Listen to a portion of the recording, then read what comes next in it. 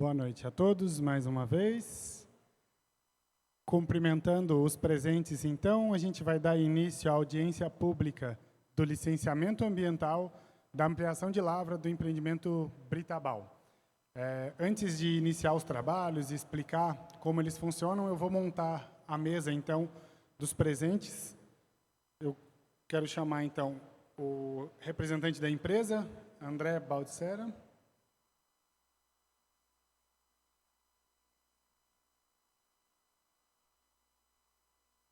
O representante da empresa de consultoria, vai ficar aí?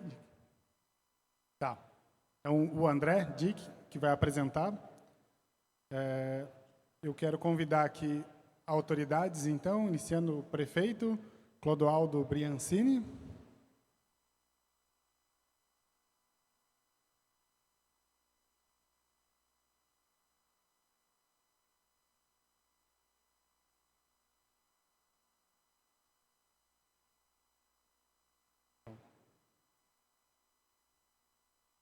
Então, hoje estamos aqui para fazer um rito do licenciamento ambiental, né, que ele é um rito igual nos outros estados do país. Em Santa Catarina tem algumas coisas diferentes. E a ideia, então, é que seja apresentado para a comunidade o empreendimento em questão. Por que nem todos os empreendimentos têm que passar por esse rito?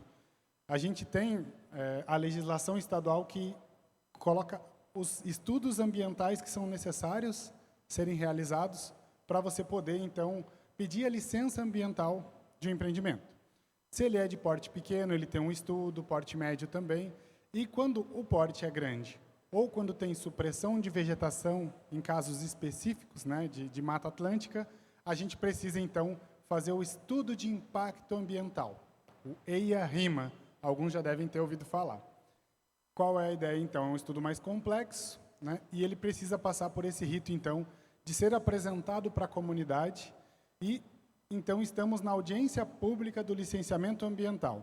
Esse empreendimento está em avaliação lá em Florianópolis, pelo Instituto do Meio Ambiente, né? Eu represento aqui a presidente Sheila Meirelles e sou o Fernando, que é gerente de licenciamento de infraestrutura do Instituto do Meio Ambiente. Então, eu vou presidir esse encontro. Ele vai funcionar em duas partes. A primeira parte, então, vai ser a apresentação do empreendimento, a apresentação do estudo de impacto ambiental, como é que foram feitos os levantamentos de dados.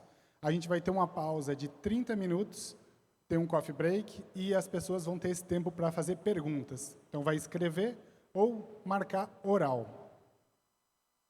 Vou mostrar para vocês, para ficar mais fácil. Vai ficar numa mesa próxima aqui. Então, pode pegar um papel e anotar. Todo mundo ganhou uma caneta também na mesa. Fica fácil. Quem quer fazer ela oral, marca o oral. Quem quer que eu leia ela, escreve. E eu leio para o representante. Nem todas as perguntas serão lidas, porque nós estamos falando de uma audiência de licenciamento ambiental. Então, para a gente não desvirtuar o objetivo dela, né, que é o licenciamento ambiental, algumas perguntas eu vou explicar, então, que não cabe a gente entrar nessa seara aqui. Mais um momento. A gente vai ter, então, depois do coffee break, depois das perguntas feitas, até 2h30, então, para tirar essas dúvidas junto com o empreendedor, junto com a consultoria ambiental. E a gente pode iniciar, então, com a apresentação. Eu só queria mostrar um pouquinho antes que há um regimento, então, da audiência pública sobre como os trabalhos iniciam, o tempo que leva. Tem como passar um pouquinho? As exposições, os tempos delas, pode baixar. A manifestação da plenária, então, tem algumas regras ali de rodadas. O prazo é de 3 minutos para fazer a pergunta, 5 para a resposta e 3 para réplica. Se precisar, a gente, pelo bom senso, vai fazer essa troca, né? Mas se ela começar a se estender, a gente segue para a próxima pergunta. E acho que dos pontos importantes são esses. Eu agradeço a presença de todos e vou passar já a palavra para o André. Depois a gente passa as palavras para a empresa, para a consultoria e para o prefeito também. Ok? Está contigo.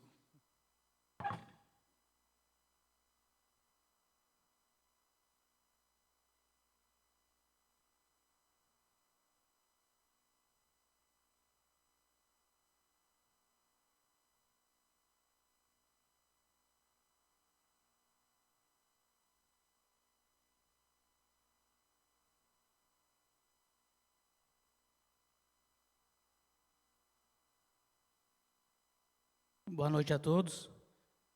Agradecer, Fernando, a disponibilidade da equipe em estar aqui representando a presidente em seu nome, também os demais técnicos do IMA.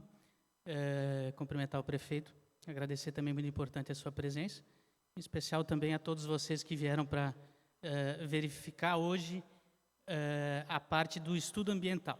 Nós vamos iniciar, então, agora apresentando o empreendimento.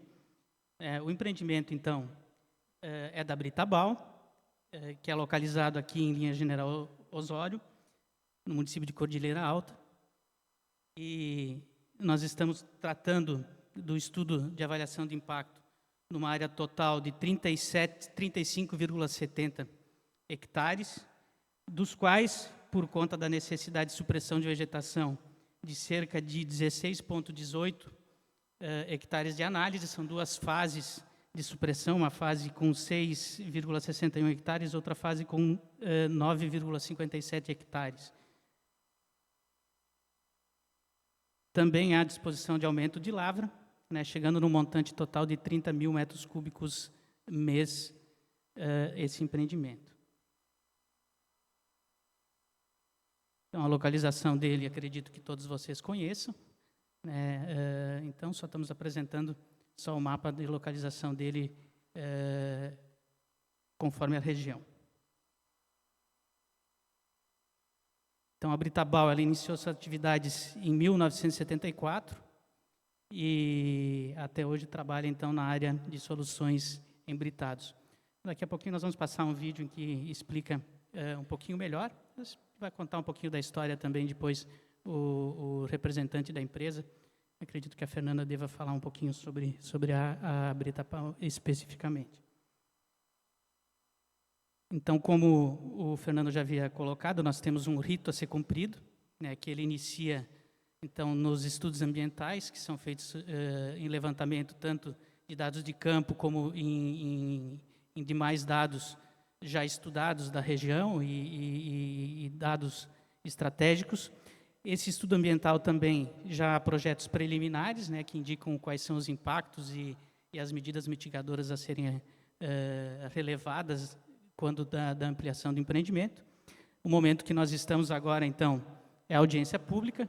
Nessa audiência pública, o Fernando já colocou para deixar bem claro que é a apresentação à comunidade. Aqui, a comunidade não está aprovando a ampliação da empresa, e sim conhecendo o projeto e tendo a possibilidade de se manifestar e de tirar suas dúvidas para que a gente dê publicidade a demandas que a comunidade quer entender do processo, né? E para que também a análise do IMA tenha o conhecimento de qual é a demanda da comunidade em conhecer e o que ela deve levar em consideração.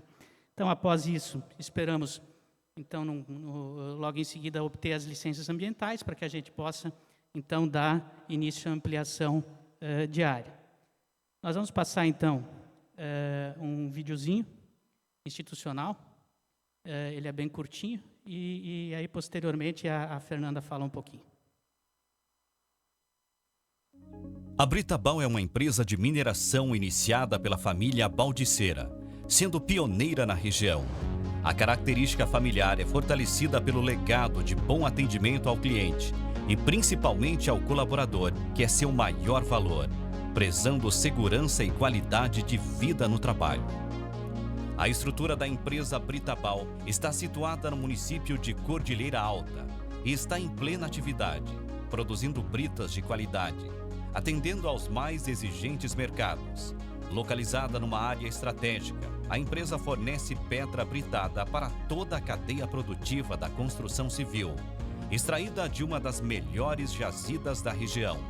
A Britabal está presente no mercado regional, oeste e meio-oeste catarinense, participando da qualidade de vida e desenvolvimento por meio das obras de saneamento básico, infraestrutura, construções, pavimentações e inúmeras outras obras de nossos clientes parceiros. Britabal, uma empresa alinhada à consciência e prática de sustentabilidade de sua atividade, princípio de integração de seus resultados econômicos com as preocupações socioambientais, contribuindo com a comunidade, privilegiando a natureza e a inclusão social, gerando oportunidades e riquezas para o seu entorno. A Britabal preza pela habilitação de licenças ambientais, minerais de sua área de exploração mineral. A Britabal, Soluções em Britados, é uma empresa amiga e parceira da comunidade e região, oferecendo emprego e oportunidades para os residentes próximos da empresa.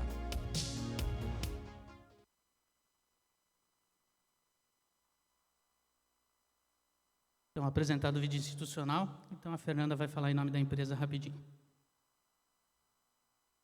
Boa noite, amigos e amigas da comunidade de Linha Fernando Machado e de Cordilheira Alta.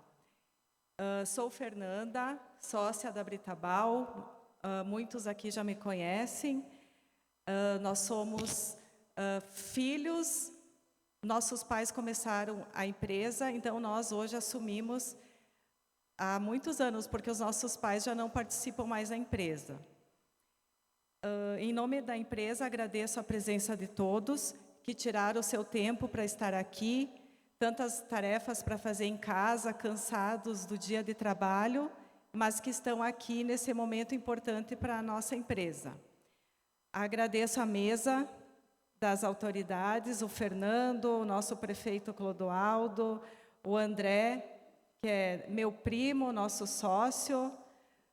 Tenho meu irmão Júlio, o pessoal conhece também. Tem o Adriano, que está aqui. Então, nós somos os proprietários aqui da Britabal. A nossa empresa começou em 74, como o Dick falou, e a gente, por muitos e muitos anos, trabalhou lá em Chapecó, lá na Água Amarela. Não sei se alguém aqui conhece, lá a nossa antiga comunidade lá. E hoje nós temos 60 funcionários, e daquela turma lá da Água Amarela nós temos apenas 4. A grande maioria, então, são pessoas aqui dos vizinhos, da região, aqui do entorno aqui da nossa empresa. E é uma das coisas que a gente prioriza. Quando vai entrevistar uma pessoa, onde que mora, a gente valoriza sempre quem é aqui da região. Nós, Britabal, estamos aqui desde 2015.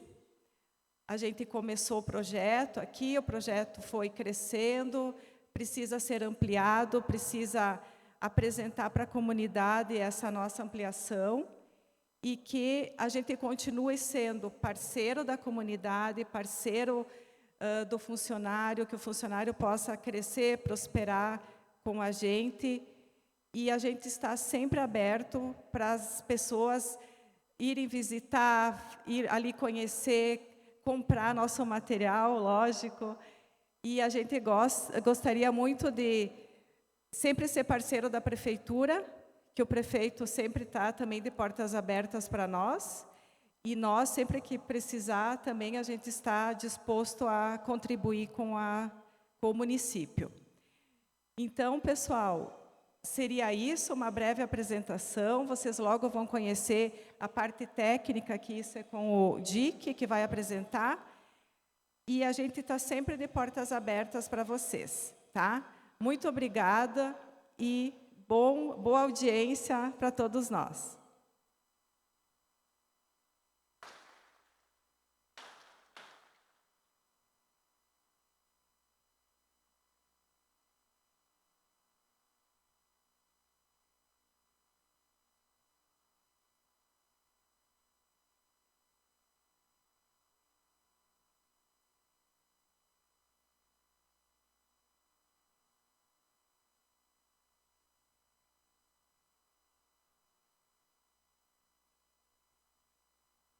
Então, vamos começar a apresentação da parte técnica, até 45, né, Fernando?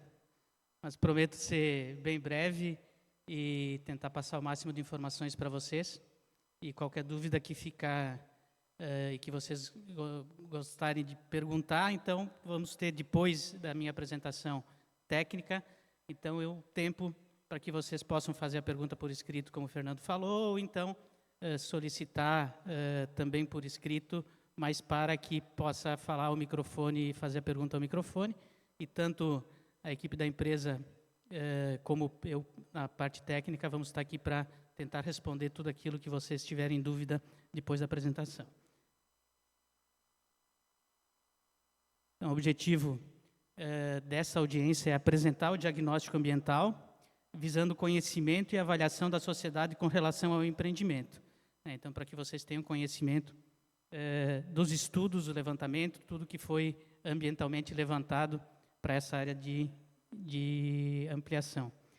Então, a atividade da empresa é uma atividade de pedreira, né, que resume ao decapeamento, desmonte de rocha, com uso de explosivos, carregamento, transporte do minério, né, beneficiamento, né, o que vai produzir brita e pó de pedra.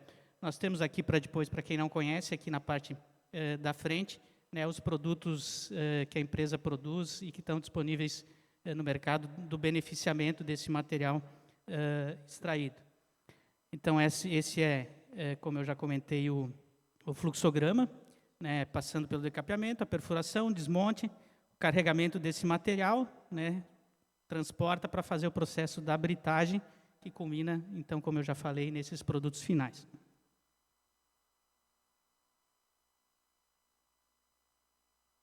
Quanto ao estudo ambiental, então, é um estudo de avaliação de impacto, que gera um relatório de impacto ambiental, que é o que nós estamos apresentando aqui hoje.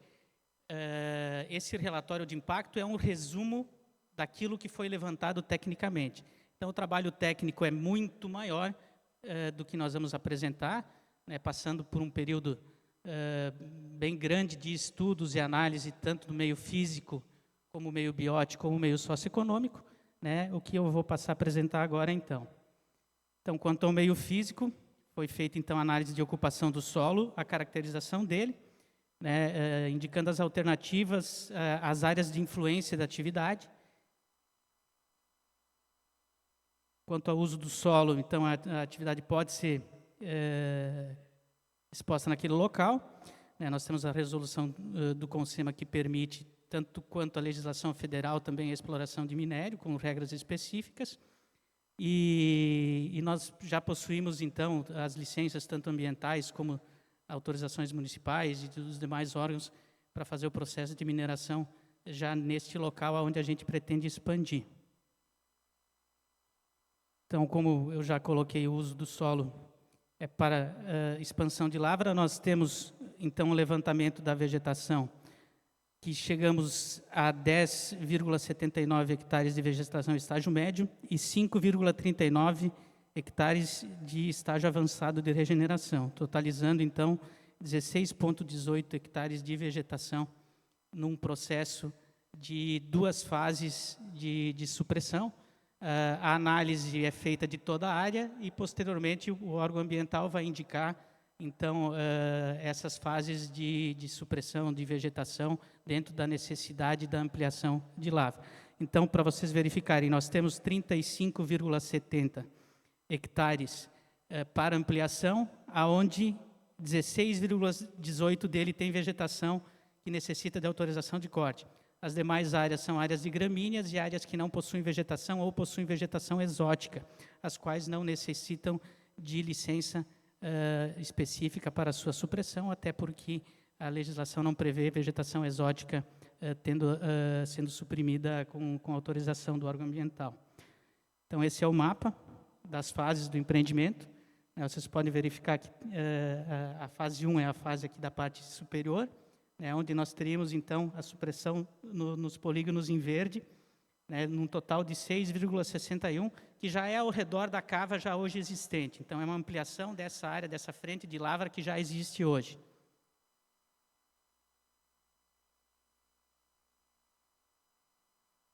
Quanto às áreas de influência, então, obrigatoriamente, nós temos que analisar as áreas de influência direta e indireta do empreendimento.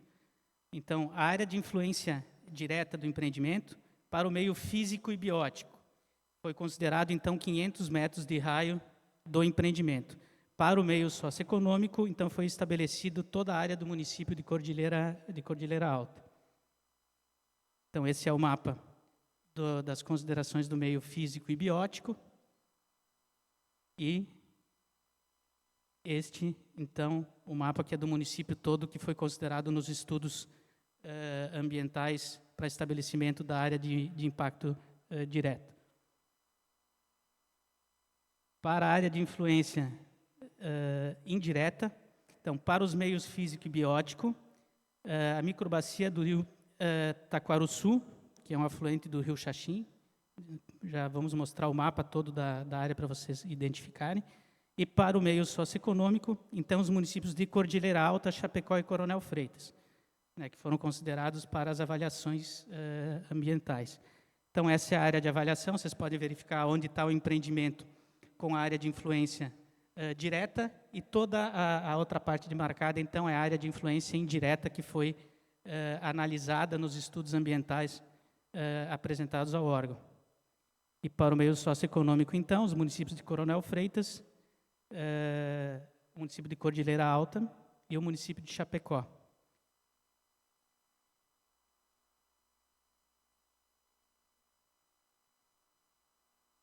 Foram, por obrigação legal, inclusive, levantadas 3 alternativas locacionais. O que é isso? São 3 propostas de área de expansão. Lembrando que a área de mineração, ela obrigatoriamente tem que se dar onde há o minério, né? Então, eu não posso ter uma área que não há minério e fazer expansão de lavra para essa área. Então, obrigatoriamente, tem que ser uma área que tenha a pedra para poder fazer a utilização desse material.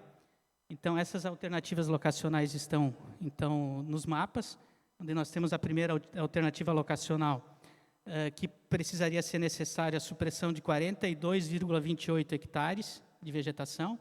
A segunda alternativa, que é a de baixo, que nós necessitaríamos de quase 40 hectares de supressão, e a alternativa escolhida, que é a alternativa 3, né, que é a necessidade, então, de supressão nas 2 fases indicadas nos estudos, e eu vou explicar depois quais são essas 2 fases especificamente, né? Então, a necessidade de supressão de 16,18 hectares.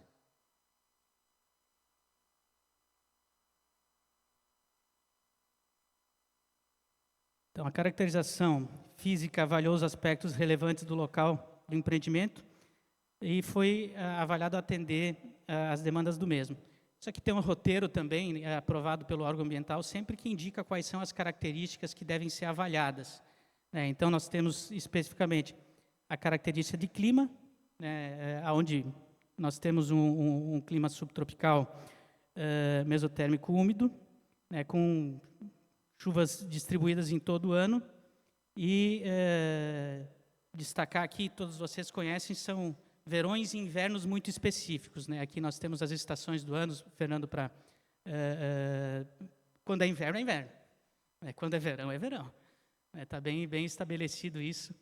E então, a parte do clima é uma média aí entre o friozão do inverno e o calor do verão, a média de 22 graus, mais ou menos, entre o ano todo, de média.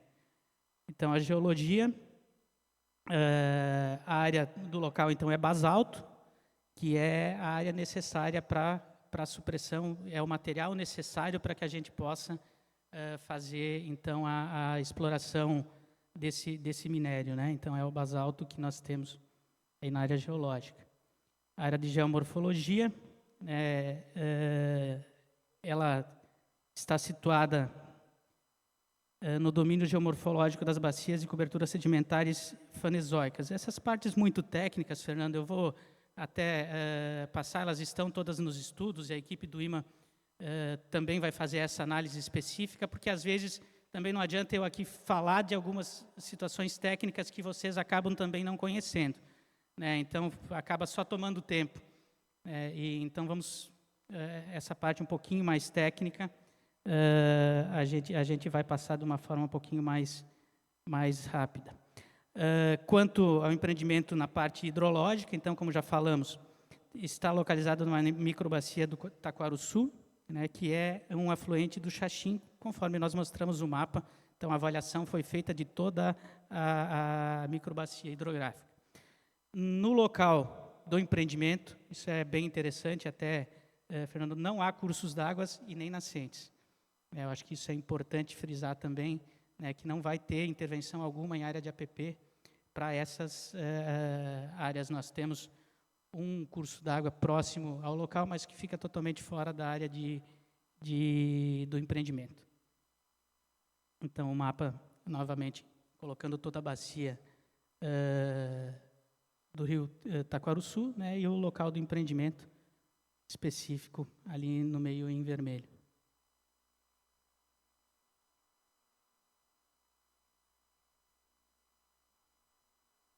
Então, como nós já apresentamos antes, a perspectiva, então, de uma produção mensal de 30 mil metros cúbicos de produto final, que são esses produtos que estão aqui na frente, então a soma deles, né? E totalizando uma área entre as duas etapas de 35,70. A primeira fase com tempo de vida útil de cerca de 8 anos, e a segunda fase, então, para um período bem maior, que pode chegar até 48 anos de utilização dessa área, baseado nesse estudo levantado. Pode chegar, então, até esse montante.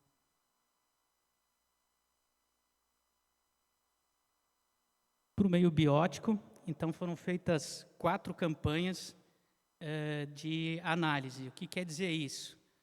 Nas 4 estações do ano, foi feito o levantamento de campo, para verificar tanto a parte, como se comporta a parte de vegetação, como de fauna e como a parte florística. Então, flora e fauna, né, então os animais e a vegetação, como é que se comportam durante as 4 estações do ano. E que, baseado nisso, se chegou, então, ao inventário florístico florestal da área. Como nós já conversamos, a parte mais específica, tem essa fragmentação, então, de vegetação nativa, né, cerca de 10 hectares de vegetação estágio médio e o restante em vegetação de estágio superior de regeneração.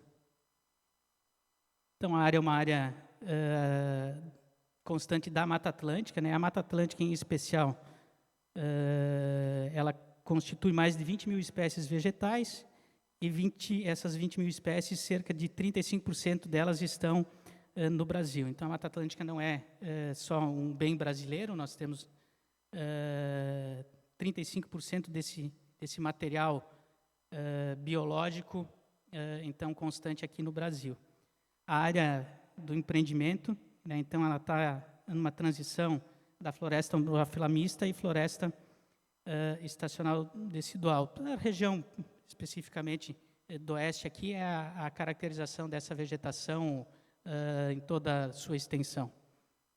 Então, predominantemente, nessa área de intervenção, tem a presença de espécies arbustivas, né, lianas, cipós, trepadeiras, epífitas, briófitas e herbáceas. Então, desde a vegetaçãozinha menor até a árvore grande, foi feito o levantamento de toda essa vegetação.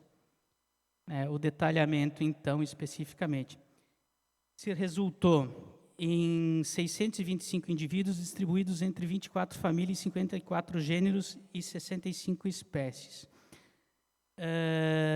Foram encontradas 13 espécies ameaçadas de extinção. A grápia, com cerca de 167 indivíduos, o pinheiro do Paraná, com um indivíduo, e o cedro rosa, com 91 indivíduos, totalizando 259. A especificação na legislação que autoriza a retirada desta vegetação, o IMA solicita normalmente a apresentação de compensação, quer dizer, o plantio de 10 para cada uma. Então, para cada árvore suprimida, obrigatoriamente tem que ser plantadas 10 daquela mesma espécie, né, para a gente poder fortalecer a existência dessa espécie na região. Então, a empresa, logicamente, que concorda e vai apresentar, a partir da emissão da autorização ambiental, o plantio, então, desse percentual de, para cada uma árvore suprimida, o plantio de 10.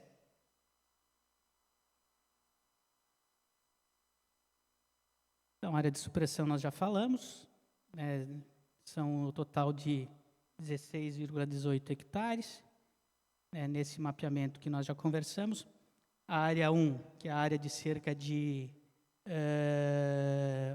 8 anos, essa parte superior, e a área 2, então, que em conjunto com toda essa área que não possui vegetação, então nós chegaríamos até 48 anos de utilização entre as áreas de material. Então, teria uma vida útil bem significativa, né, para que a gente possa ter tanto material e não precise encontrar outras áreas para fazer a extração. Acho que isso é importante, né, que a gente tenha essa extração de forma adequada nessa área de expansão e que possa também não necessitar da abertura de novas áreas de extração para a produção de material, que geraria novamente um impacto ambiental.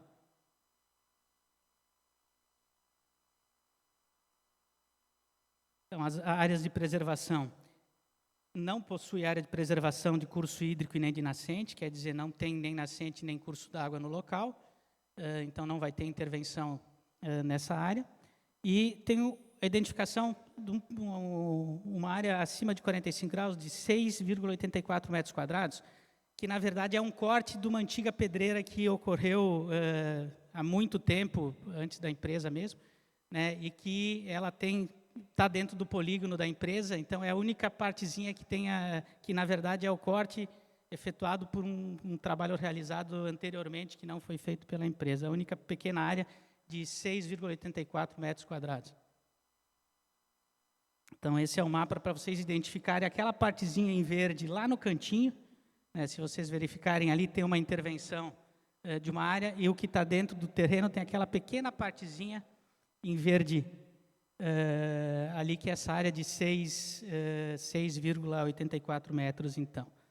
E vocês podem ver a questão de curso d'água, o único curso d'água próximo, então está lá na parte superior, né, e o outro está do outro lado da estrada aqui, que corre também não para dentro da área da empresa, e sim para fora, né, não tendo nenhum curso d'água e nem nascente dentro da área de intervenção do empreendimento.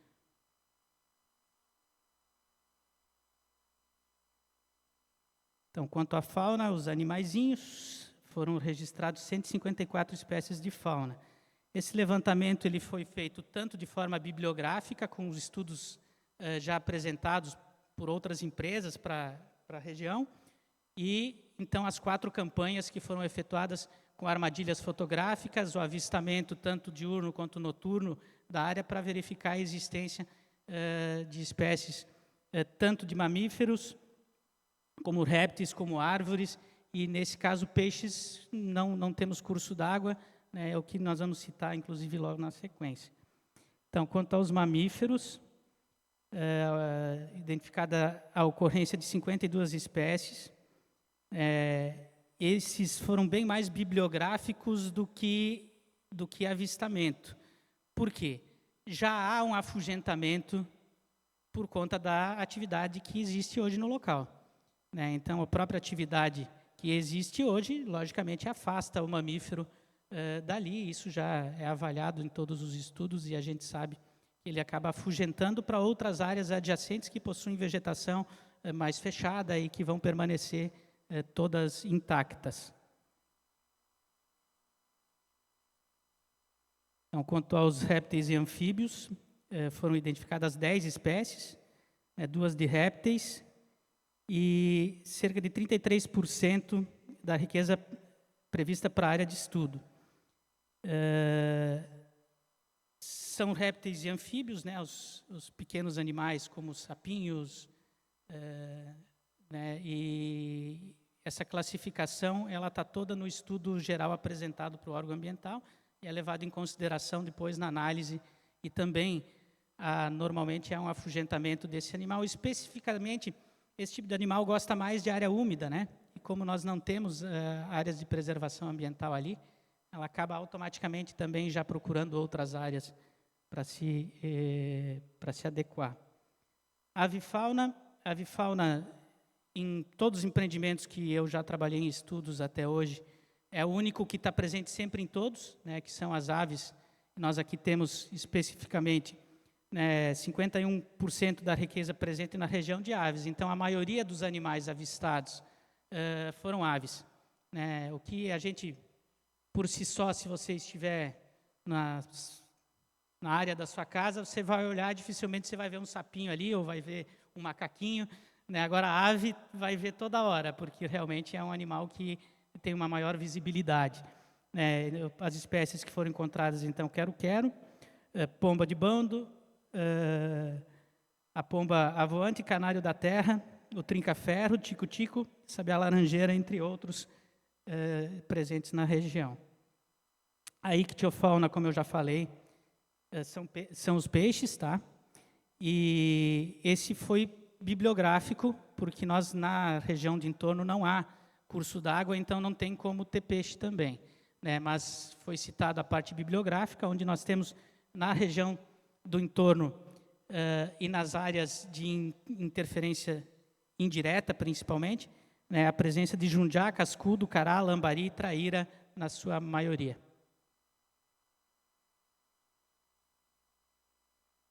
Unidades de conservação, então é feito um levantamento da macro-região para unidades de conservação. A unidade mais próxima é uma floresta nacional, é a Floresta Nacional de Chapecó.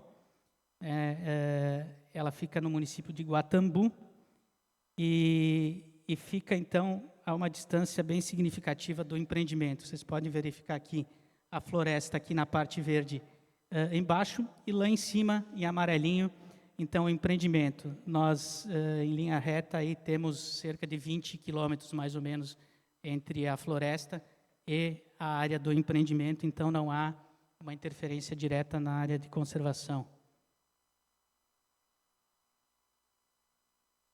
As comunidades tradicionais, é bem interessante, nós temos diversas comunidades indígenas aqui na região de Chapecó, principalmente, né? E então foram estudadas os distanciamentos e até para verificar a necessidade de autorização ou qual é a interferência que isso daria nessas comunidades tradicionais. E nós chegamos, então, a aldeia Condá fica a cerca de 28 quilômetros. A gente está falando tudo isso em linha reta, tá?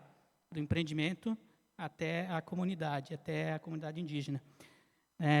O todo Xigangue, cerca de 23,99 quilômetros, distância reta também entre o empreendimento e a área.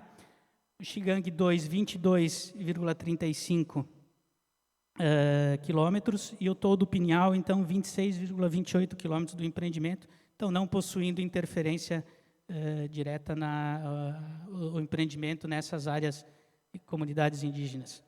Então, esse aqui é o mapeamento, para vocês verificarem onde estão as áreas indígenas, né, que estão aqui para cá de Chapecó ainda, né, e Cordilheira Alta lá em cima, então, na área do empreendimento, com os seus distanciamentos também de área para visivelmente ficar mais adequado também, vislumbrar.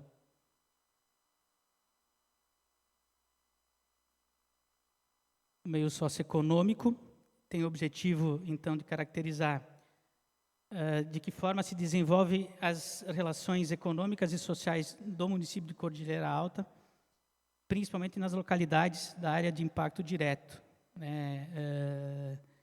Com isso, nós temos o levantamento do desenvolvimento econômico, onde nós vamos ter, por conta da necessidade legal, uma compensação ambiental que vai para a Câmara Técnica, lá em Florianópolis, fazer a destinação de 0,5% do valor do empreendimento.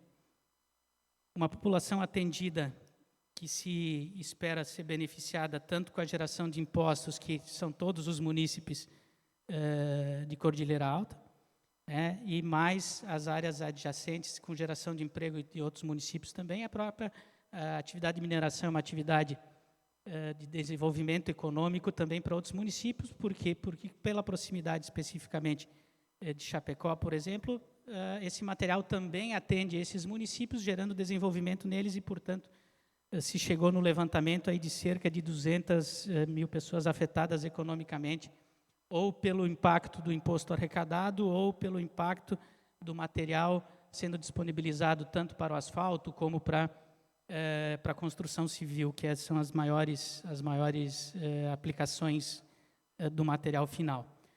Nós temos hoje a expectativa de empregos diretos de 50. A empresa, na verdade, já se preparou. A Fernanda estava me dizendo hoje até que já tem mais que isso, já tem mais pessoas contratadas, já justamente pensando em fazer essa adequação de treinamento do pessoal, para que eles possam, tão logo a gente ter a licença ali na frente, também já estarem preparados para iniciar os seus trabalhos, e estão dando apoio técnico hoje, mas a contratação de 13 pessoas, pelo menos ainda. Empregos indiretos, né, com a aplicação de mais material, o levantamento do meio socioeconômico chegou a cerca de 120 empregos indiretos, que não são aqueles empregos na empresa, mas que, por conta da disponibilidade desse material para utilização, especificamente nessas atividades que eu falei, que é a atividade da construção civil e de infraestrutura pública, né, acaba gerando também esses empregos de forma indireta. E, logicamente, a questão é bem importante, sempre que há uma obra pública, ter o material o mais próximo possível, né, prefeito? Para que a gente possa também não ter que depender de outras jazidas e de ter o material longe, então ter esse material próximo e ter ele disponível para que o município também, ou o Estado, possa aplicar ele em obras de infraestrutura para o município. A gente sabe que a gente tem sofrido, prefeito, com a situação principalmente das enxurradas, né, onde a grande maioria das empresas e propriedades, né, foram atingidas ou por eventos climáticos de vendavais, né, ou pelo excesso de chuva mesmo, e que a própria infraestrutura de rodovia, por exemplo, não se adequa, porque nós temos um montante de chuva muito grande para pouco espaço de tempo, o que acaba gerando, então, o tal VEG, às vezes, acaba correndo água aí todas as comunidades, alagamento nas áreas mais urbanizadas, né, e a gente tendo esse material para usar na infraestrutura o mais rápido possível, de forma mais célere, quando há esses eventos climáticos, também é importante para que a gente possa, né, ter celeridade em dar esse alento à comunidade quando necessário.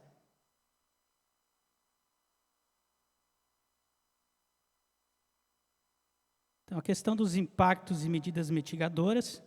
Então, o que nós apresentamos foi o levantamento dos estudos, né, nos meios físico, biótico e socioeconômico, que são as obrigações legais de apresentação nos meios a serem analisados pelo órgão ambiental. Então, eles foram estudados pelas equipes técnicas por cerca de 2 anos, né, Fernanda, mais ou menos, ou um pouco mais que isso até, né, desde o início do levantamento de dados, para a gente chegar hoje na audiência pública. Então, há todo um trabalho técnico anterior a isso, que levantou, então, todas essas características, e com isso, então, tem a apresentação de quais os impactos da implantação e quais as medidas que devem ser tomadas para que esses impactos sejam mitigados, quer dizer, sejam diminuídos ou que eles não aconteçam.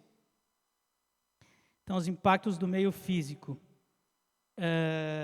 Nós temos a questão da alteração da morfologia, o que se pretende a demarcação das áreas de preservação da área de influência direta, né? Então, são pequenas áreas ali, como a gente já mostrou, né? São poucas, mas mesmo assim vão ser demarcadas para que a gente possa fazer esse controle. Em caso de áreas degradadas, a partir da supressão, há uma necessidade, toda atividade de mineração, ela há necessidade da recuperação dentro de um projeto técnico das áreas, né, para que os taludes não fiquem de forma reta, para que você não tenha desmoronamento. Então, são várias coisas que são aplicadas. Então, nessa área de levantamento, então, foi proposto essa interação desses programas ambientais, especificamente também o de interação com a comunidade, que é muito importante sempre para a gente, que quando há um evento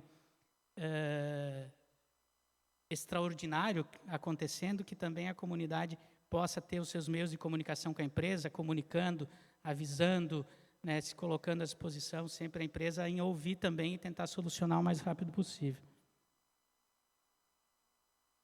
A questão da alteração da qualidade do ar, as medidas mitigadoras, a umectação das vias, quer dizer, sempre o caminhão passando ali na parte onde, especialmente na entrada, né, ali do asfalto até na área de extração, né, para que tenha o menos poeira possível, né, no dia a dia. A questão dos veículos, a manutenção dos veículos da empresa sempre é feita de forma célere, e dos veículos externos também, sempre se pede para que, quando há o carregamento, automaticamente faça a cobertura do material que possa gerar pó, o pó de brita, por exemplo, que é um material que tem um careamento diferenciado também e que dá uma interferência, que seja coberto com lona para ter o menor interferência possível.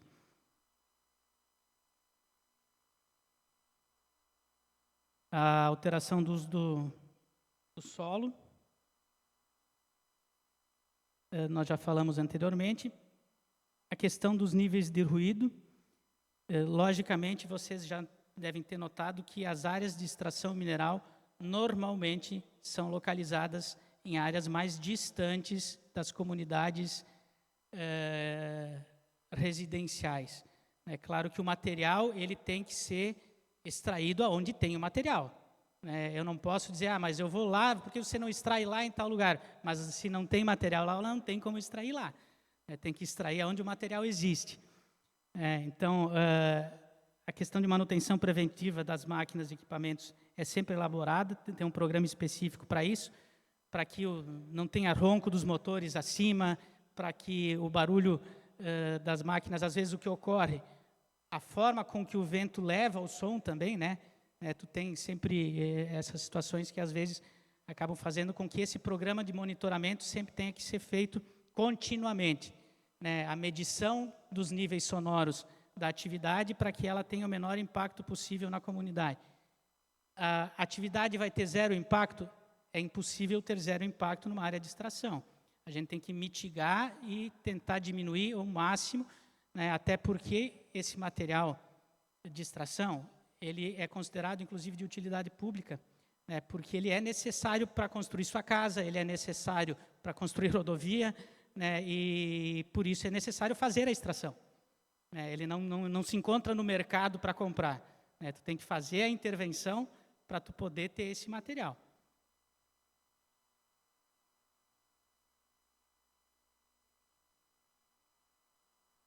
A questão da alteração da qualidade da água subterrânea. Como não há possibilidade de careamento de material para áreas como nascentes e rios, porque não tem na área de aplicação, o monitoramento é do lençol freático, para que a gente tenha esse monitoramento.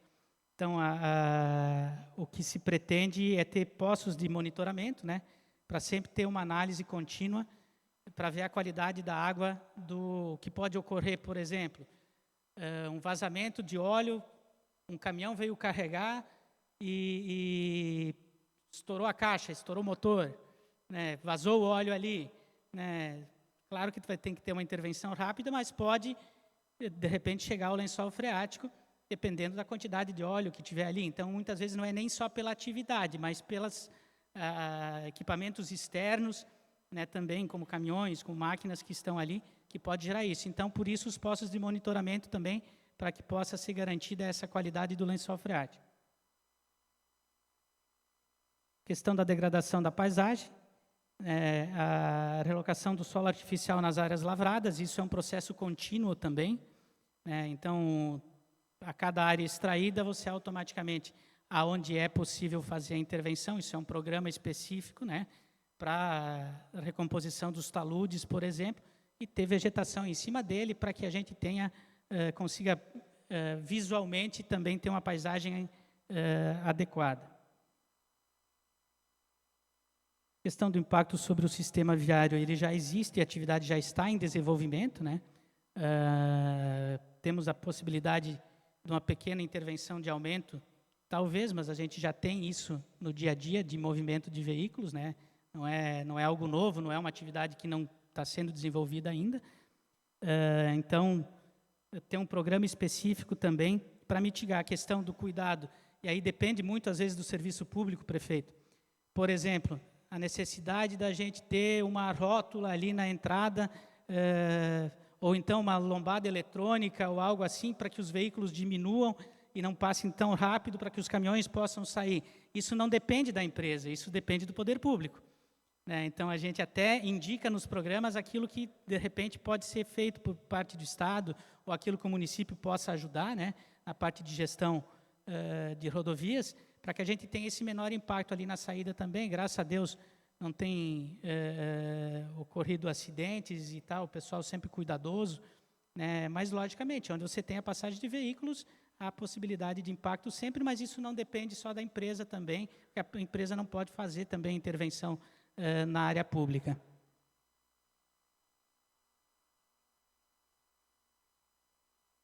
Então, o meio biótico, a supressão da vegetação, ela precede de algumas compensações, por exemplo. Então, tem uma manutenção florestal obrigatória, então tem um percentual de vegetação que obrigatoriamente tem que ficar na área. Então, a cada parte suprimida, tem um percentual que tem que ficar. Acredito que lá foi deixado muito mais do que o especificado na legislação, até porque a área, pelo que vocês viram, ela tem uma grande parte de vegetação, e na forma apresentada para os próximos 40 anos, pelo menos, se pretende não ter mais intervenção na área, né, porque vai ter área estudada ali suficiente para atender nessa demanda de crescimento pré-estabelecida. Há uma compensação florestal, quer dizer, para cada hectare suprimido tem que ter uma área do mesmo tamanho sendo mantida para o resto da vida. Isso vai para a escritura pública lá, né, como um termo de compensação. Então, além da manutenção da vegetação no percentual da supressão, nós temos também a compensação ambiental, que obrigatoriamente tem que ser a mesma área que vai ser suprimida, ela vai ficar na matrícula como reserva florestal para o resto da vida. E a reposição florestal, que pode ser feita de duas maneiras. Ou créditos florestais, que são adquiridos no mercado por alguém que planta vegetação e disponibiliza isso num sistema do IBAMA, né? Nós temos uma equipe no IMA que faz até análise dos processos de reposição, mas às vezes, dependendo da possibilidade de área, da necessidade de área, eles já são adquiridos de empresas que já plantam vegetação e geram esses créditos no sistema. Então, vai depender, logicamente, de quanto vai ser a área que vai ser autorizada, né, Fernando? Para a gente verificar se há área de plantio suficiente para atender ou se vai ser feita a aquisição de créditos, que são as duas possibilidades estabelecidas em lei. Mas vocês podem ver que são 3 tipos de compensação que são necessárias quando do processo de supressão.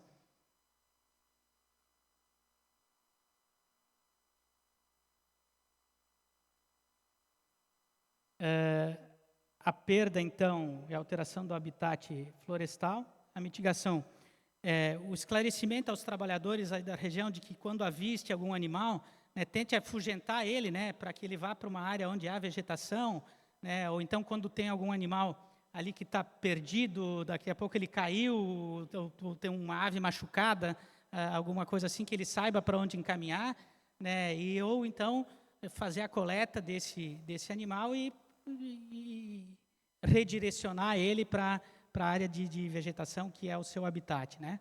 Então, é bem comum que acontece até na casa da gente, às vezes aparece uma cobra lá, né?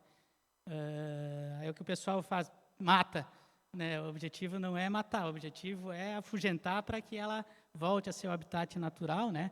Claro que nas áreas onde há residências, isso é mais difícil, né? A pessoa se assusta, às vezes tem criança, mas então vai ter ele é contínuo esse treinamento, né, André, Fernanda, para que as pessoas saibam que trabalham lá, quando encontram um animal, o cara não mata o bichinho, né, afugenta ele, e se tiver machucado, liga para a polícia ambiental para fazer o recolhimento, enfim.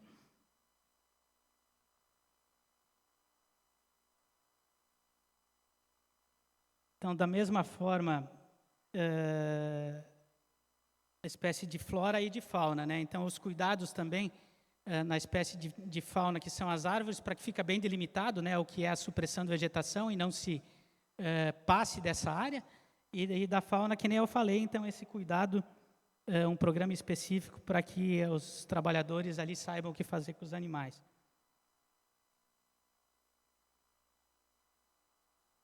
Então, a questão do meio socioeconômico, os impactos diretos.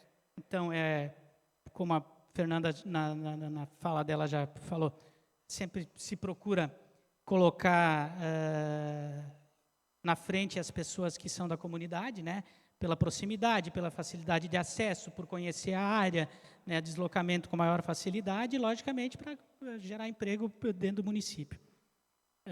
Então, tem esse treinamento e capacitação, que sempre ocorre de forma contínua, né, e a valorização dos colaboradores sempre. Questão de geração de tributos. A Fernanda não me autorizou, mas eu vou falar, Fernanda.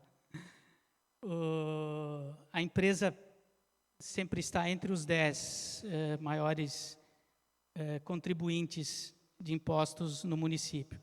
Então, a gente fica muito feliz em poder também sempre estar ajudando para que essa arrecadação possa ser desenvolvida pelo município depois em retorno à comunidade, né? Então, essas atividades realizadas aqui na Pedreira, né, elas geram o imposto que vai lá para a prefeitura aplicar em saúde, em educação, em infraestrutura, né, naquilo que são as diretrizes do município. E, logicamente, sempre se quer um município forte, ele precisa de arrecadação. Né? Sem arrecadação, o município não teria dinheiro para poder melhorar a vida das pessoas na saúde, na educação, no transporte, desde que o transporte escolar até contribuição para as rodovias com boa qualidade para que as pessoas possam se deslocar de forma mais adequada. Questão do aumento da matéria-prima, né, que nós já colocamos também. Né, com o aumento de matéria-prima disponível, há a possibilidade de diminuir também, né, o tempo para que ele seja entregue, para que haja tanto melhorias da infraestrutura, como o desenvolvimento da atividade de construção, tanto no município de Cordilheira Alta, como nos municípios da região abrangida, né, com esse material chegando lá em maior demanda. Logicamente, isso tem uma possibilidade de diminuição de custo, porque boa parte do custo é transporte, né, você tendo o material mais próximo da obra, logicamente, o custo disso diminui, né, fazendo com que você tenha também uma competitividade mais interessante e também dá celeridade, né, para que esse material seja entregue dentro da expectativa do cliente. Então, considerando os dados levantados, os documentos apresentados, os estudos, os projetos desenvolvidos, as avaliações, a equipe que fez os projetos entendeu possível e apresentou, então, esses estudos para que o IMA fizesse a avaliação técnica, né, interna do IMA, o que está ocorrendo, como o Fernando falou, lá em Florianópolis, pelo tamanho do empreendimento e pelas características dele, né? Então, o nosso objetivo sempre é atender o máximo possível da expectativa do órgão ambiental para que os programas e controles ambientais sejam adequados e que as mitigações sejam aplicadas. A gente não pode, como falei, nas áreas de mineração, desconhecer de que há, sim, geração de impacto, né? Mas ninguém constrói sua casa se não tiver a brita, né? Então, as pessoas, às vezes, dizem, não, mas não pode ter, mas para construir sua casa precisa, né? Para fazer manutenção dessa casa, para ter o asfalto, eu quero asfalto, mas não quero a britagem, né?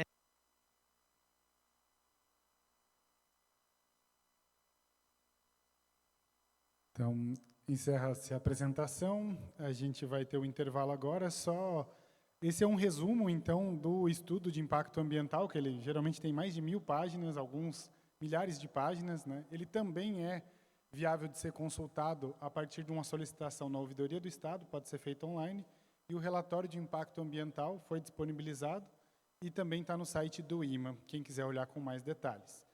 A gente tem a lista de presença, eu peço para que todo mundo faça, né, a sua assinatura ali para a gente constar quantas pessoas estavam, né? A audiência ela não é deliberativa, a gente não está aqui para votar pelo sim ou pelo não do empreendimento, mas para somar, então, nessa análise, e é um momento muito importante para o órgão ambiental ouvir e absorver, então, alguma coisa a mais que venha da comunidade. Então, é por isso que a gente está aqui, para poder ouvir, complementar, para que sejam esclarecidas as dúvidas, que a gente consiga sair daqui com a melhor clareza possível de qual é o projeto que está sendo implantado, né, que está em planejamento, né. Como foi falado, acho que é bom, né, dar uma explicação um pouquinho a mais. São 3 fases de licenciamento. Quando é estudo de impacto ambiental, vai precisar da licença prévia, que é a que estuda os estudos, então a análise é feita em cima do que tem na área de animal, de solo e tudo mais. A empresa ganha licença prévia e ainda não vai ter o direito a entrar na área, suprimir vegetação. E depois a gente vai analisar, então, os projetos, os programas ambientais, se os controles estão bem feitos, para dar licença de instalação junto com a autorização de supressão de vegetação. Então, tem todo um tempo até depois a licença de operação, que é só para verificar, então, se foi instalado da maneira correta. As perguntas, então, vai estar disponível na mesinha lá na frente. Tem algumas aqui também. Mesmo quem for colocar oral, para poder vir aqui na frente e falar, eu peço que escreva a pergunta, porque esse documento ele vai ser anexado ao processo. Ele é digitalizado e colocado no processo de licenciamento. Então, é mais difícil todo mundo querer ver o vídeo da audiência pública para ver o que foi perguntado. Então, aqui fica registrado. E, então, a gente dá então, agora até 20 minutos. Vai ter um intervalo para fazer essas perguntas, tem o coffee break. E depois, então, a gente vai ter outras manifestações para poder tirar essas dúvidas e dar continuidade à audiência pública. Relembrando, então, o que o Fernando falou, é importantíssimo que se assine a ata de presença, porque se tiver qualquer dúvida lá na frente, a pessoa, se não assinou a ata, ela não está participando do empreendimento, ela está como assistente, eu só estou aqui para assistir. Então, é importante que assine para ficar registrado todas as pessoas que estiveram aqui, para que a gente possa, quando necessário, verificar lá todas as pessoas que estão lá, e mesmo quem fez, às vezes vai fazer a pergunta, mas a pessoa nem está na lista de presença. Então, é importante, quem tem dúvida pode ler o que está escrito lá, é simplesmente uma lista de presença. Certo, então, está aberto o intervalo por 20 minutos.